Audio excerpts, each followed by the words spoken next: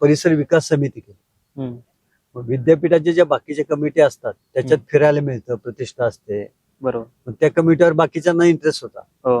ह्याच्यात काम करायला कुणाच इंटरेस्ट नव्हता. हम्म. मग ते मला अध्यक्षपद दिलं सरांनी. हम्म.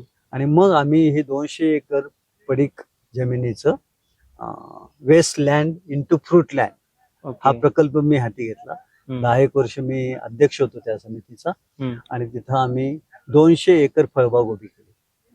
क्या बात. आणि सुरुवातीला आम्ही रोजगार हमी योजनेच्या द्वारे महाराष्ट्र सरकारच्या करायचा प्रयत्न केला. हम्म. पण ते फायनल होता होता जे सेक्रेटरी आम्हाला नानासाहेब पाटील म्हणून पाठबळ देणारे होते त्यांची बदली झाल्यामुळे ते पेंडिंग पडलं. हम्म. मग शरद पवार कॉन्व्होकेशनला आले होते आणि बोगे साहेब आपले कुलगुरू होते, हम्म. विभागीय आयुक्त जे होते. हम्म. मग त्या काळामध्ये त्यांना मी सांगितलं की असा असा विषय आहे. तर ते म्हणाले शरद पवारांना बोलूया आपण. त्यांना सांगितलं. मग शरद पवारांची कॉन्व्होकेशन नंतर भेट झाली, तिथं मी हा विषय त्यांना सांगितला.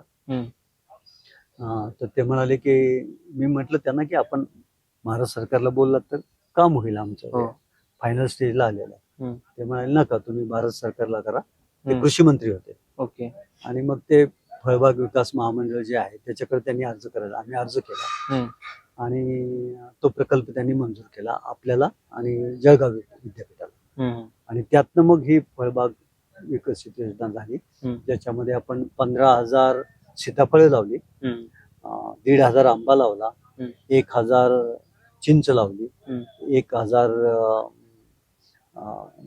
पेरू आणि डाळिंब लावले. अशा सगळ्या फळबागेची रचना केली आणि त्याला ठिबक सिंचन करून जिरायत फळबाग आपण केली. ओके. तर ते एक विद्यापीठाला 8-10 लाखाचं उत्पन्न नियमित सुरू झालं. प्लस तिथं एक ऑक्सिजन हब जो विद्यापीठ ऑलरेडी आहेच आहे, ऑक्सिजन अजून त्याला भर पडली विकसित झाला.